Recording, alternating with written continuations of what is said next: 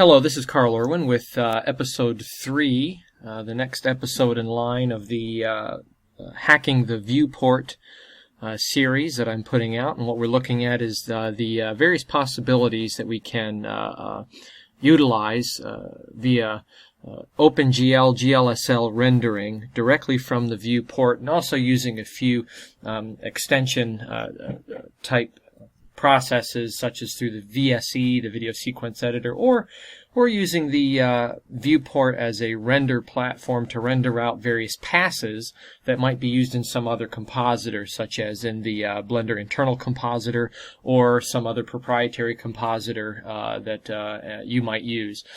So looking at using the viewport in this way to render out full scenes and also different passes and different layers of scenes that can be used for compositing. And the reason for doing this is so that we can render very quickly and get production grade elements much more quickly than we could if using the Blender internal render engine or the Cycles render engine, or using another 3D platform and other such render engines. And it's not to say that those avenues are unnecessary. They're actually quite necessary if your goal is to get absolute accurate ray traced sorts of images and very complex scenes.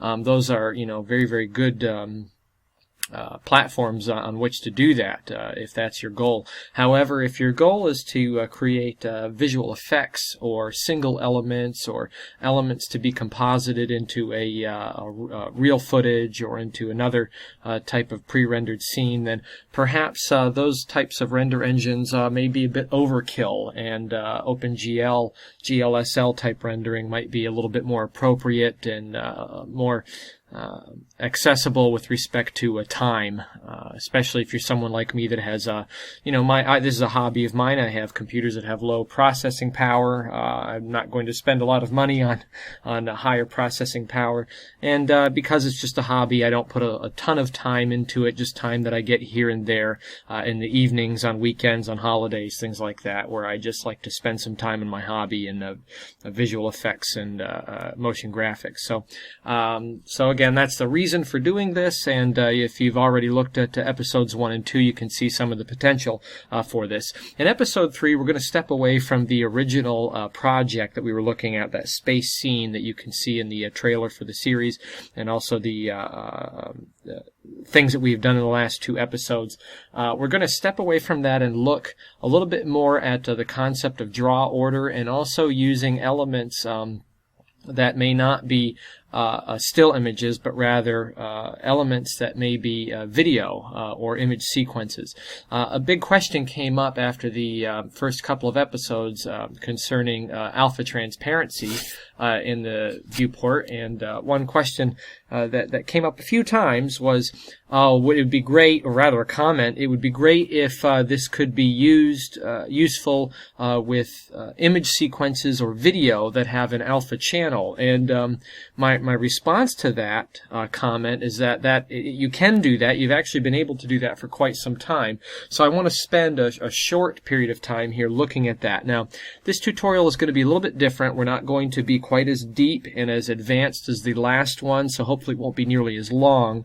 And the reason being is because a lot of the techniques that we would be using in this tutorial have already been addressed in the previous tutorial. So if I'm moving a little quickly and you feel like something has not been satisfied to your desire, you have a question that you don't seem to have answered, I invite you to look at episode 2, where I'm certain that you will have probably many of those questions answered with respect to using alpha transparent images inside of the viewport and rendering them out. So today we're just going to look at video sequences or video footage that has alpha transparent channels associated with them, and using those in the viewport. And we'll look at some of the other various implications that can be that come out of using those types of file format, those type of elements in the viewport. So let me just show you what we're going to do. This is a short video that I made, and you can see it's just this big explosion,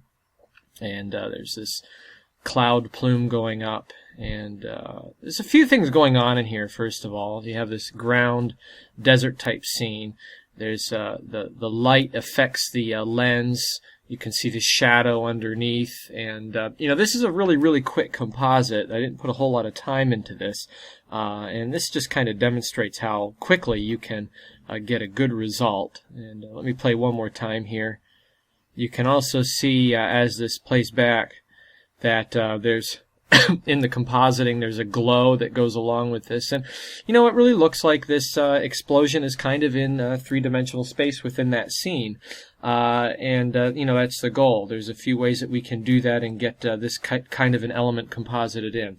Now, this is not a smoke simulation that I created. It might be a smoke simulation, but it is actually a prefab element that I downloaded, and it would be very similar to something that you might find in the Action Essentials collection that Andrew Kramer has put out at Video Copilot.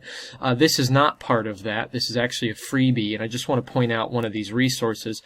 Last time on the last episode, I talked about cgtextures.com and how everybody should have an account there. This is another website that I found that you might find interesting. It's called footagecrate.com. It's actually a subsidiary of a larger website called Production Crate. And on this website, it has footage, royalty-free video, VFX footage. There's even some sound effects and graphics and other things on there. There's products that are sold as well, but what they do is they give you a number of downloads free every day. 5 downloads once you've registered per day that you can download. And these are really good assets. So if I click on this, you can see, for example, if I go to Fire and Explosions, it'll open up a sub-page here, and they give you all of these elements, and these are all high definition, and they are pre-keyed.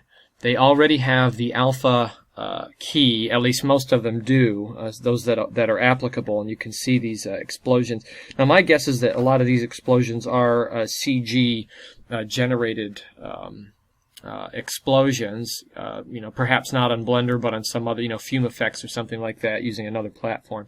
And they have alpha transparency in the video. And the way this works is that these are .mov, QuickTime generated file formats, and in that file format there is the ability to have multiple channels, one of them being alpha transparency. So there's a matte channel that indicates what the alpha transparency ought to be for the video file. And here's the really good news. Blender can read and use those files. I believe also if you are using Blender on a Mac or on a PC, Windows operating system, and you have QuickTime installed, you should have the codecs available to generate these types of files. Now, I'm a Linux user. I don't have QuickTime installed. I have no use for it.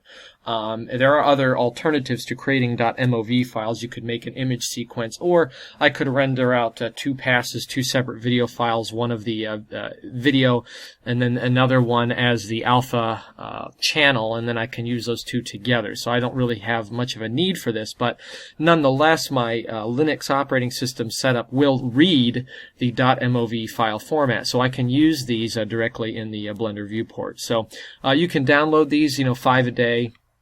And again, high definition, really great assets. You can mix and match these together and cut and edit them and use them any way that you wish. There's a small license that's attached to this. You want to make sure you read that so you're using it for appropriate means. But really great resource if you're not up to spending a lot of money for one of the proprietary types of collections, such as the Action Essentials collection. So anyway, that's an option for you. Also want to point you to another tool that we're going to use today. This user, and I don't want to crucify this individual's name here that they're using, but this is a YouTube user. a follower that has been contacting me. I've been having discussions with concerning some of these things that we've been going over recently, and he has generated an add-on. So I just want to point you to this. I asked permission if he would allow me to do this, but he's created an add-on for Blender that is in progress. I think he's still working on this, and it's a GLSL Tools add-on, and you can find it here at this website at this GitHub location, github.com/TARDIS-maker /GLSL-tools. So if you go to this website, you can download the Python file here, and you can install this into Blender as an add-on. And I'll show you exactly what this does. This is really nifty. It's got two components to it. One of them is making the import images as planes a little bit more accessible via a button in the tool panel, and also it adds a calculate draw order function, which is really cool because as you saw in the last episode, we have to manage the issues with draw order when using OpenGL in Blender, and this fine gentleman has made an add-on that does this to a certain degree. There's a couple of limitations we'll talk about, but it will calculate the draw order by selecting your objects, clicking on this button, and bam, there it is, you're all set, and everything has been recalibrated to be in the proper draw order on the y-axis from the camera. So very useful add-on, and I'm very happy to see this kind of thing, because this is what I was hoping for by doing this kind of series, is that I would inspire some people who have the know-how to generate these kinds of tools and to make the idea of rendering directly from the viewport and getting production value type output more accessible by generating these kinds of tools. So I'm very happy about this, and I wanted to share it with you. And as this updates, as this user keeps updating this and making it better, I will keep referring back to it, and I'll try to demonstrate the tools as they become available. So again, if any of you out there are knowledgeable about creating Python scripts, I'm not going to do that. A lot of people ask me, can't you make this into an add-on? And well, yes, I could if I spent a lot of time learning this. I don't have that much time though to get into that. I don't really have a lot of interest getting into it either. There's a lot of capable people out there that I'm comfortable with taking my ideas and concepts and turning them into these kinds of tools. So I encourage all of you out there to take part and to do this kind of thing. All I ask is that you let me know where your tools are at so I can use them too, because I like it when things are made easier. That's a very, very, very good thing. So again, you can go to this GitHub extension, download the Python script, install it as you normally would, an add-on, and then enable it, and you're good to go. So Footage Crate, lots of great assets with alpha transparency that we're going to use, and this add-on. So I wanted to point you to that. So once again, this is this video that we're going to look at. I also have a second version of it, another application. You can see this, all the things that are going on in there. Another version of this is this one here. You can see a slightly different application. So we have a kind of a aerial view, and this, you can see this same type of explosion. I think it's actually the same explosion, same file. You can see the shadow that's on the ground down here. Lots of different composited elements. You can see things that we addressed in the last tutorial concerning lens grit and lighting and all those kinds of things. But we're going to focus on importing these images directly into the viewport. Now, just to prove the concept here, you've been waiting to see this. This is the actual viewport view, and let me just play the scene back to prove to you that what I'm telling you is happening is indeed happening.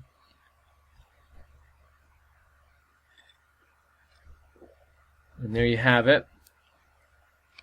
So we're seeing everything in the viewport occurring in real time. The camera is panning around, quick flash, and then an explosion. We see all the glow. And there it is. Okay, so let's quickly look at how this is put together. I'm going to turn off my only render. I'm going to just break this down briefly. I don't want to, we're not going to build this up completely. We will look a little bit at importing some of these files and how to place them and whatnot, and some of the settings that you can use to manage these video files. But we're not going to generate this whole thing from scratch. I'm just going to break it down for you to demonstrate the concept, because the creation of a scene like this is really covered in the last episode, and again, I invite you to look at that. So what we have here is all of the images that we need to composite together, and we are compositing in three-dimensional space. However, you'll notice in this case, if I play the scene back, you can see the camera is not moving on any axis, but it is rotating, and this is a very important concept to understand when doing compositing and match moving. That there's two types of tracking and moving. There is two-dimensional tracking and match moving, and then there is three-dimensional tracking and match moving. Now, this is not a tracked scene, but it's essentially the same kind of concept that you would deal with in tracking. Right now, because the camera is not moving on the X, Y, or Z axis, it is merely rotating, none of these elements need to actually be tied to any area in three-dimensional space. They can be anywhere between the camera and the furthest most background part of the scene. Because the camera is panning, it never will generate a parallax motion between the elements that are being used. So, more often than not, a really good scene can be fabricated using a two-dimensional composite like this, not using three-dimensional space on the axis, left, right, up, down, forward, backward, and moving the camera, but merely just rotating the camera so as to pan around and look at the scene from one point in space. So we're going to focus on that. However, you could apply this kind of compositing in three-dimensional space, much as you would in another 3D compositor, by placing your assets, as we did in the last episode, in three-dimensional space so that you can use a camera move and move through. Now, just be aware that when you're using two-dimensional assets, that you have some limitation in what you can get away with in camera move before you start to notice that the assets are two-dimensional and are flat. Okay, so just be aware of that. But this is going to be just a two-dimensional composite. We're just placing our assets in space, anywhere in space between the camera and the furthest most background layer. And all of the camera movement is merely a rotation-based movement. Okay, so quickly, animation on the camera while we're looking at that. Some of you may have played around with camera animation before. What I've done is, on the rotation axis of the camera, X, Y, and Z, I've added a couple of noise modifiers. And the first noise modifier is a shake that happens right at the point of explosion, and it's a little bit different for each one of the axes, I suppose, that we are rotating on. So the Z one is a little bit shorter than the Y one, which is shorter than the X one, so that these get progressively they cut out progressively one to the other, just to kind of give that shake a little bit more life. And what we did is we used the restrict frame range option in the noise modifier, and we set it to restrict from this frame 50 to this frame 80, and it's different for each one. So the Y 50 to 70, the Z 50 to 60, so they cut out gradually. Also, I added another noise modifier that's much more broad, and this one applies to the entire strip beginning to end, and you can see how big the strokes are in there, and the settings for those. The scaling is much, much bigger, and whatnot. And this is to simulate sort of just a handheld sort of camera panning and moving, what you would see with someone holding on to a camera in real life, and then this would be the shake that would come from the, I don't know, the vibration or the quaking from the actual explosion or the camera operator reaction to it. So a little bit of a camera animation in there. Now you could just lock your camera down and not move it at all and composite a scene together. That would be fine too, a la a typical classic matte painting kind of scenario where you have your matte painting projected over top of video footage and the camera is not moving at all. It's just locked down in one place. Okay, very, very simple application of three-dimensional effects and 3D compositing. So, so that's the camera move. Now, I don't want to talk about these other assets like the vignette and the lens grit and all this other kind of thing, all these other things, because we did cover that in the last episode. However, I do want to make one mention of the lens grit. In the last episode, I talked about using a light mask layer, and that is not completely necessary. If you remember, what I did is I generated two materials for the lens grit in the last episode. One of them was the lens grit itself, another one was a Fresnel layer, and then I used that in the node compositor to mask where the light would affect it, using a point light to turn on areas. You don't need to do that. If it's on a black background, you could just turn it to a Fresnel material, apply your texture, and set it to a in the game engine, set it to add, and that would be sufficient in that use. However, I did want to show you that concept of using a Fresnel layer as a light mask. So in this case, I didn't use a Fresnel layer as a light mask. I just made the original material a Fresnel material, and I just allowed the light to apply it, to affect it directly in the scene. And you can see here, I have a light parented to the camera, and as the scene unfolds, this light will thrust into at frame 50, when the explosion occurs, into these planes. One of them is a big off-white plane, and then I have another orange type plane. These are added to the scene, and then I have my lens grit plane in there, and you can see from the camera view this generates this overwhelming glow at the beginning of the explosion, and that's how that effect is accomplished. So you can see here, playing back, the light will move in, these will be enabled, and then the light will move out as that fades out. Now, one thing I learned using this technique is you want to make sure that your light is big enough so that you don't see any round images. So if this light was really tiny, a small sphere, as it would back away, you would see kind of the outline of the fall off of the light. But because it's so large, it falls off a little bit more gradually, and you just want to be careful with that. Use larger lights than what you think you might need. Whatever the largest light is you can get away with will affect this kind of effect a little bit better. Okay, so let's talk about what's going on back here, which is really probably what you're interested in, is the video files back here. Let's see if we can align our view selected here so we can see what's happening. There's a few layers. There's a layer back here, which is the explosion asset itself, which is an MOV file, and as you import it, it will automatically apply the alpha transparency. We do a little bit of tweaking of this image file in the node editor to refine the alpha channel a little bit, but it will automatically apply when you import this as an image plane. And then there's a couple of other versions in front of it. One of them is a glow, and another one is a light white color. Just uses the core of the glow. And these are composited together in three-dimensional space, but much like what you would see in a two-dimensional kind of a composite, where we have layers on top of each other to simulate various types of effects. Let's look at these one at a time. Also, in the back, there's another layer. If I play this back, actually, you can see what happens behind that light. You can barely even see it. There's a flash, and then you can see there's a layer back here with kind of a this ring that blows out a shock wave, and this is another video file that I got from FootageCrate.com, and this blows out away. It's another layer that's back there.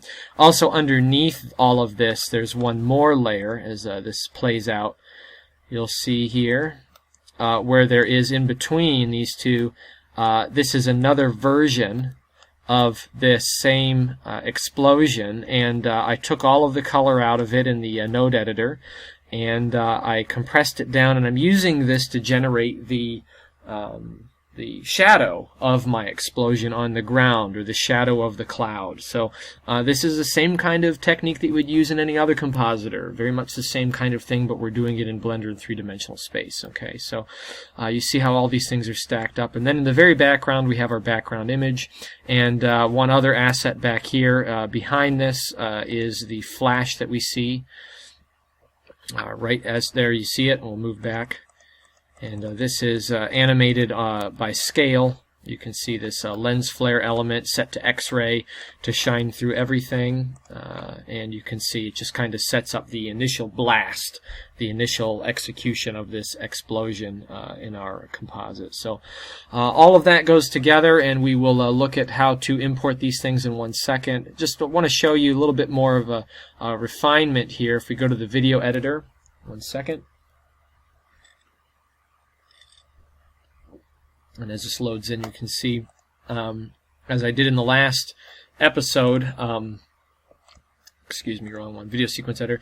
As I did in the last episode, I import the scene into the another layer, a video editing layer, and down convert the resolution, and I can add a motion blur to that, a little bit of extra, add a noise texture in there to get some film grain, a couple of adjustment layers for various color grading effects, and this is how I output my final scene. So again, this is coming directly from the viewport. This is not pre-composed. This is not a pre-rendered layer. This is exactly what's coming from the viewport, and I've just spiced it up a little bit using some of these tools that we have in the video sequence editor. So that's how the video is put together. Let's look at how we would import some of these image files. I'm going to focus on just using the blast images and the .mov images. We're not going to look at the lens grit and the vignette and all that kind of stuff. We already covered that fairly sufficiently in the last tutorial. So we're just going to focus on the things that are relevant here.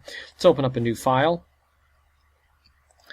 And you'll see here, when I open this up, I have added this add-on, and this is where the add-on, that Python script would appear, that Python add-on.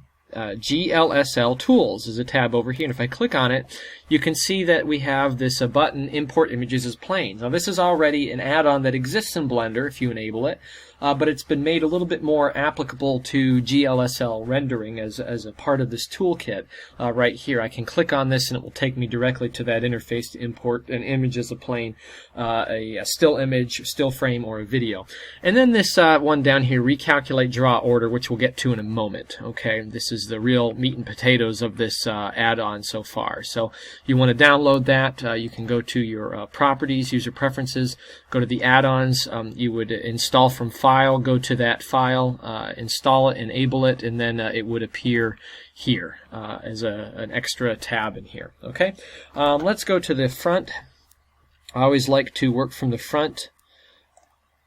View, align, active camera to view. Now I know that I'm using these buttons a lot, clicking on the actual menu buttons, and a lot of you like to use shortcuts.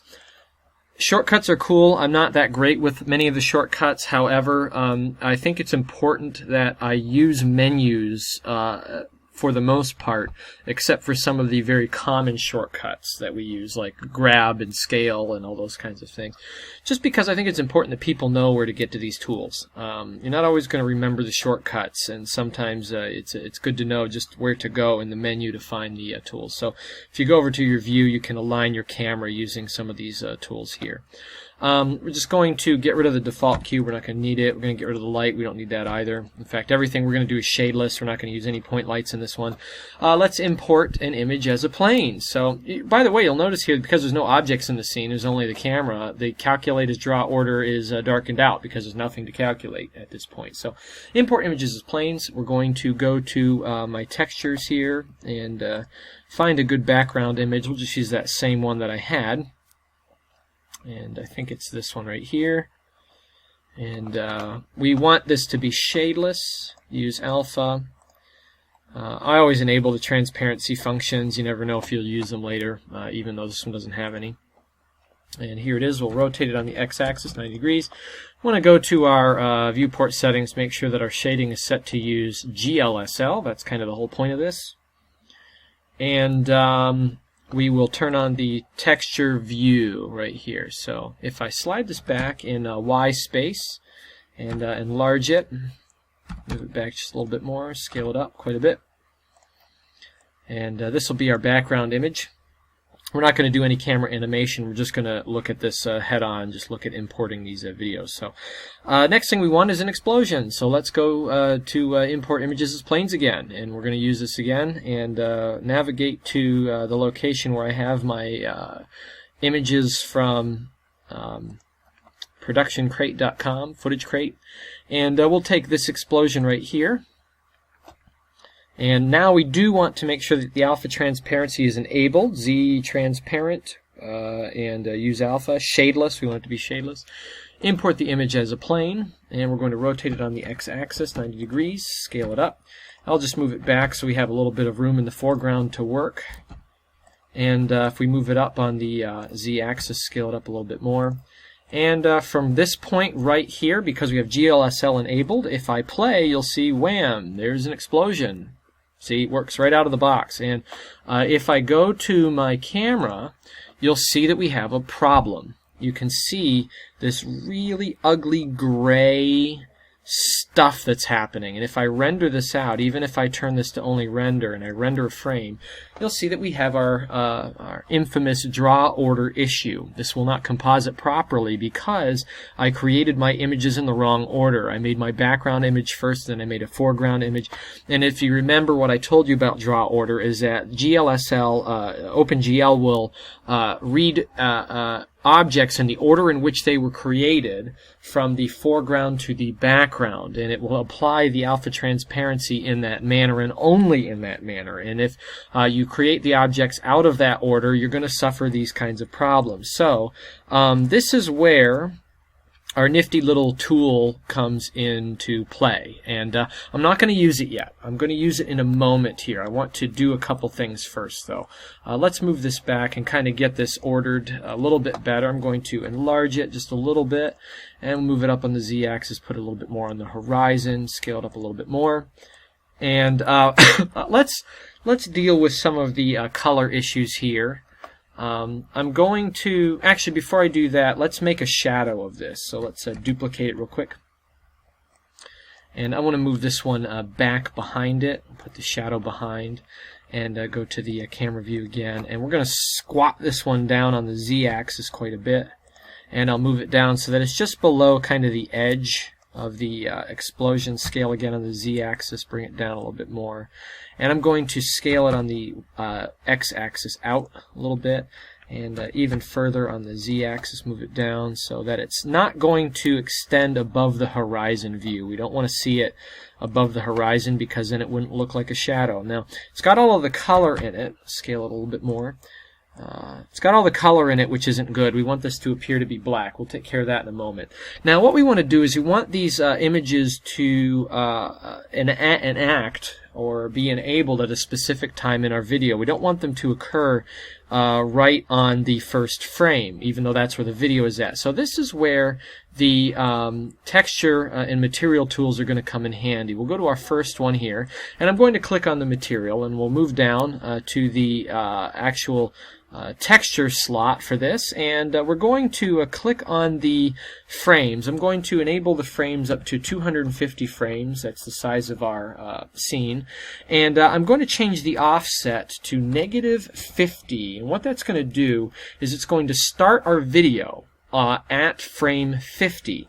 So if you see, if I hit play at this point, when it gets to frame 50, it will then start. So this is how you can offset your video using this tool over here, setting your frames. Now this will work also for an image sequence. However, be aware that lately in recent builds of Blender, and we're at version 2.72. In recent versions of Blender, this is not working well with image sequences. For some reason, it's not picking up on the images in the sequence all the time when you change the offset.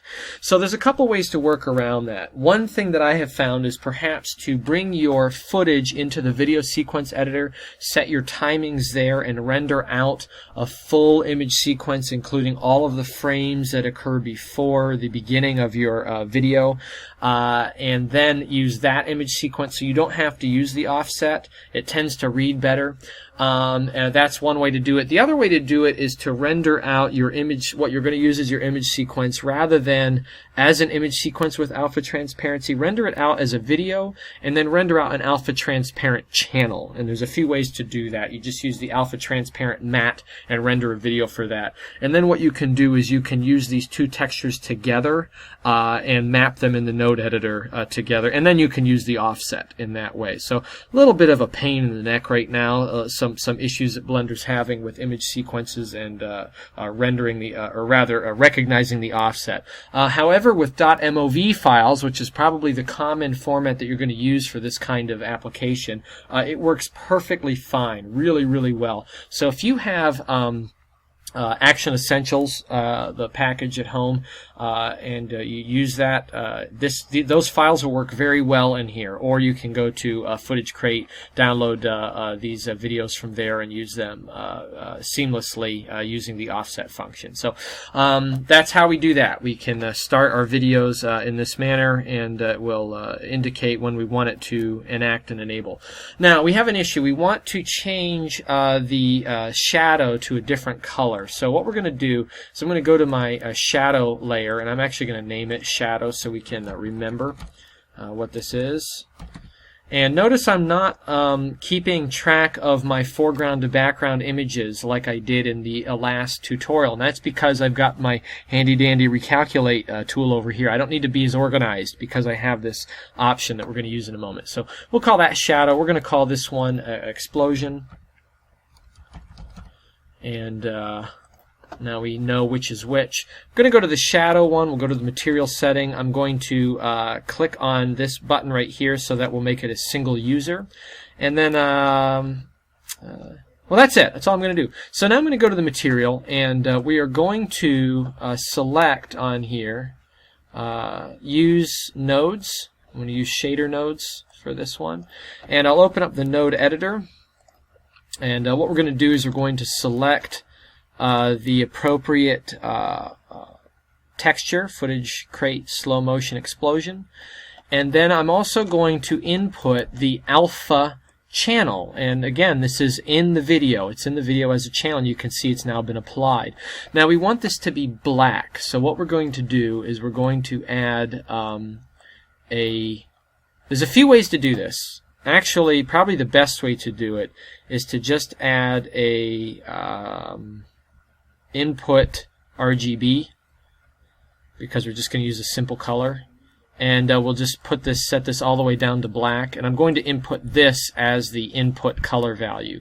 So now we're using the alpha transparency underneath, and then this black color on the top. Now it's very, very opaque, so we want to affect our alpha transparent output. So I just want to show you what an alpha transparent channel looks like. If I put this into the color, you can see that an alpha channel is nothing more than a black and white image, and it applies this way, where white represents opaque and black represents transparency. So if we apply this to the color, you can see that here. The white portions are going to be opaque, the black is going to be transparent. We want to make this white part a little bit more gray so that it has some transparency to it, but it still has a little bit of a translucency or opaqueness. So let's do it this way. We're going to add an RGB curve, and we're going to use this curve to tone down the white just a little bit. We'll take the white side of this and bring it down a little bit, and you'll see that it becomes a little bit more gray. Maybe I'll move it down a little bit more.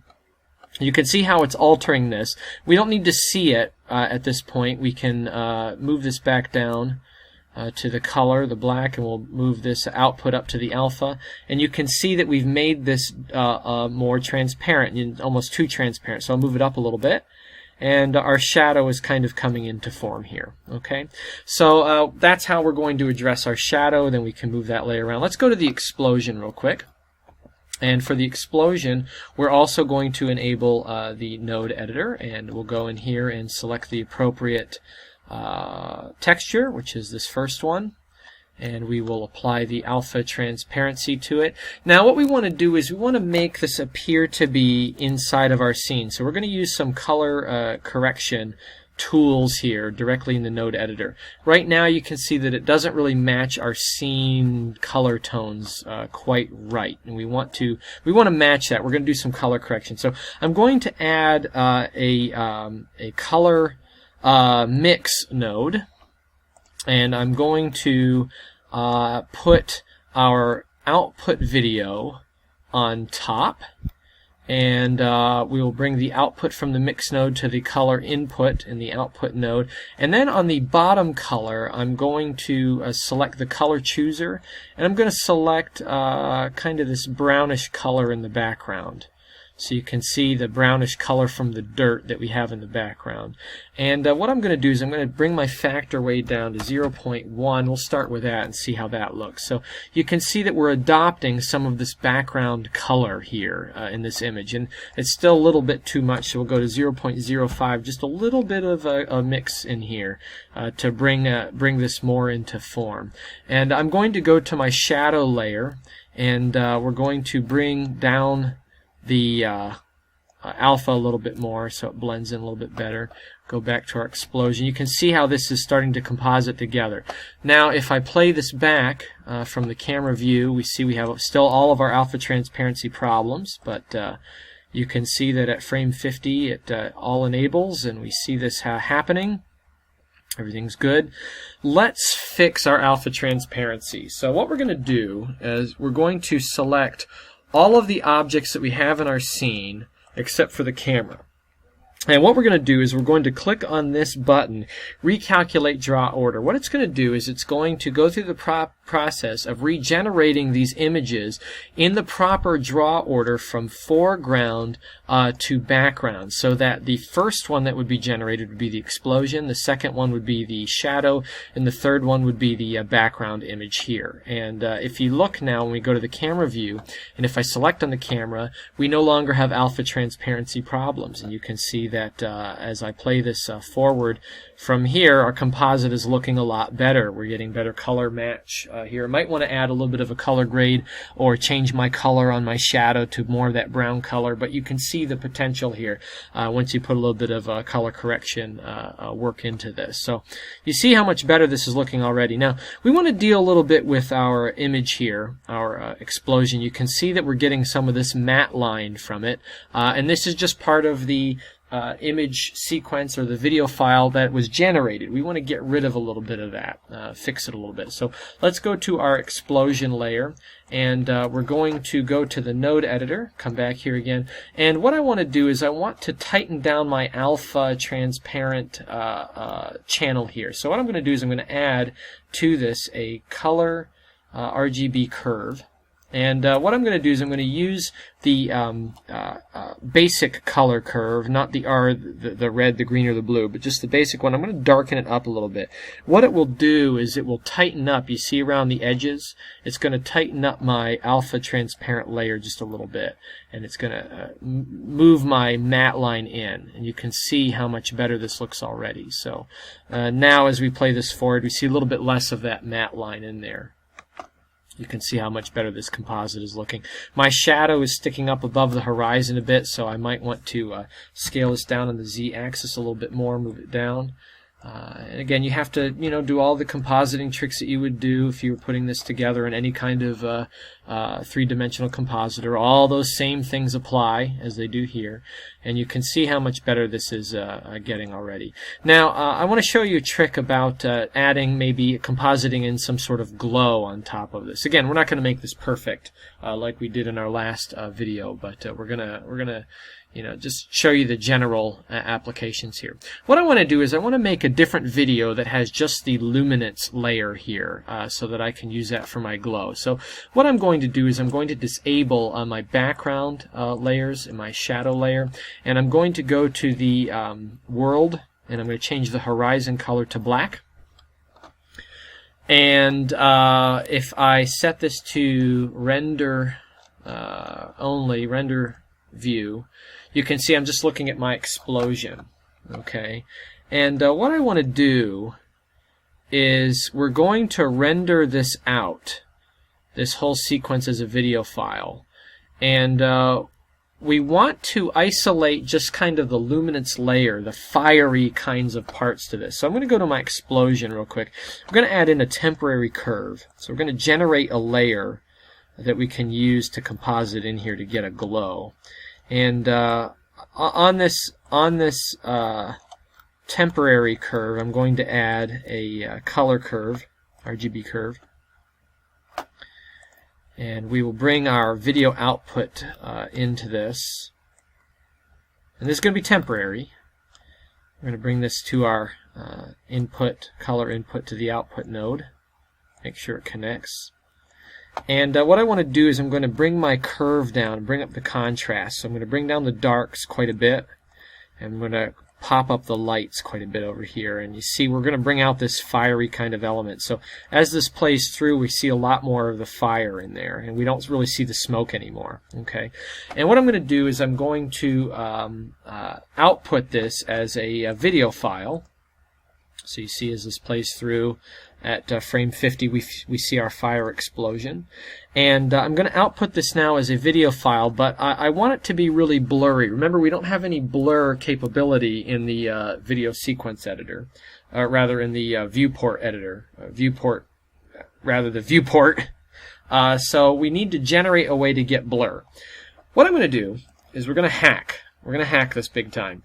I'm going to change my percentage output down to 5%. Really super low. Now we want to make sure that we have this all set before we do this. We want to make sure that our video, our explosion is properly placed in our scene before we mess around with this kind of a technique. And if I render one frame, you see how small and pixelated this is. You see what that looks like. Okay.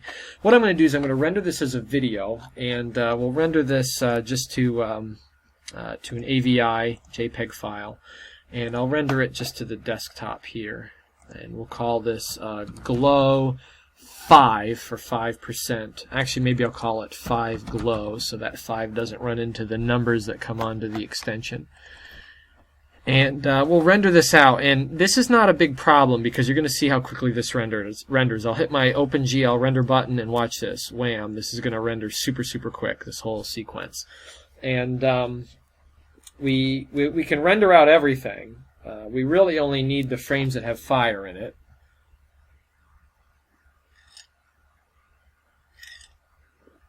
And you see that once we get to this point, we really don't need any more. I'll just hit escape. We'll stop it right there.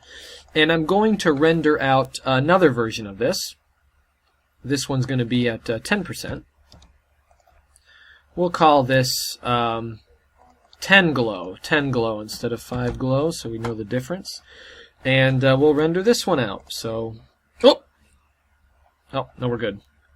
I thought I just was overwriting my file, but I'm not. So we'll render this out once we get past the last frame that has flames in it, and then I'll show you what we're going to do with this. So remember what I told you about Blender dealing with the upconversion of files. So when you have low resolution, it will try to upconvert those files so that it regenerates pixels, and we're going to use this to our benefit because it does sort of do this a little bit in the viewport as well. So we only need to render out that many parts there to it.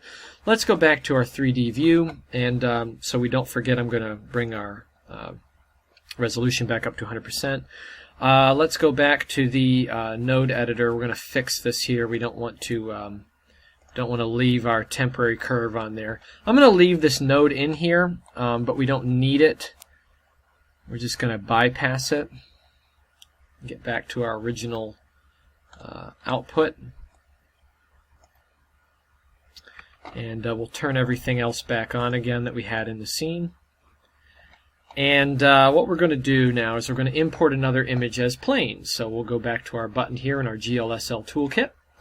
And we're going to go to the desktop here where we saved our output. We're going to grab onto 5 glow, import the image as planes, rotate on the x-axis 90 degrees, and I'm going to position this kind of in front of, turn on off our only render, kind of in front of our explosion. Go back to the camera view. I'm going to scale it up so it's about the same size.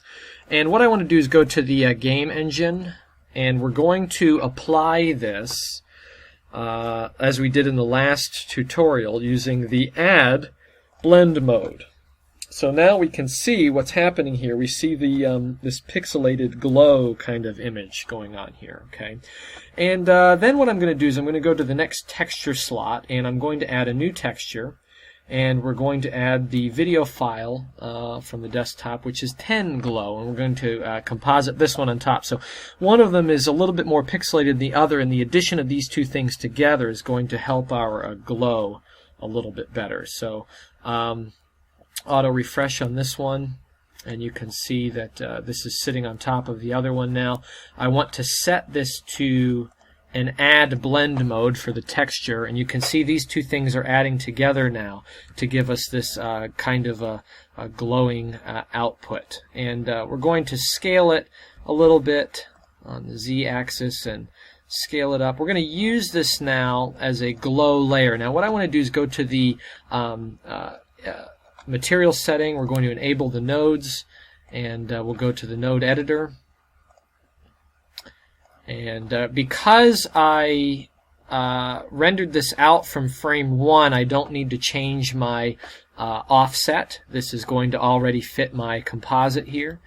And we'll select our material setting, which is going to be 5 glow, and now we can tweak this color a little bit using some of the nodes. So we'll add an RGB curve, and we'll put this on here. We can tighten this up a little bit, bring down the contrast, just to bring this in a little bit, and then we can maybe boost up our red channel to make it a little bit more red, a little bit more fiery looking. Maybe take down the blue just a little bit, give a little bit more of a yellowy tint to it. And you can see how we can play around with this, and now we have this this glowing element in there to composite on top. So if we go back to our camera view and we play this back, you can see we have a problem. Here's our draw order issue again. So all I need to do is I just have to select my various parts in here, just like we did before. Click calculate, recalculate draw order, and we're good to go. Go back to the camera view, and we can play this back. So you can see the potential here for using this draw order tool, and also generating different layers to composite together in 3D space. So a lot of tweaking, and you can end up with our end result that we had before. Again, I added another version of this glow. I just used the same footage, scaled it down a bit, turned it to white, used it for the core, and you know, I added a lot of different things in here to get my final explosion. But we can end up with, you know, an explosion that looks something like this after playing around in this way. So you see the potential for compositing inside of the viewport and rendering directly from there. So that's really all I had to show you, the ability to use video files that have alpha transparency enabled in them in the viewport, and rendering directly from here, and using it as a three-dimensional compositor, and compositing using flat planes in this manner. You notice here that we have a problem, that my glow ends too early, and that has to do with the if you look on the settings for my video, my texture settings, the frames don't go far enough, so we want to set this to 250 frames to go all the way to the end. And also if we go to the other one here, 5 glow, this one doesn't go quite far enough, so we'll go to 250. What it should do is, once it gets to the last frame, it will just apply that last frame all the way to the end. You want to make sure you don't turn on cyclic or cyclic here, so that it cycles around.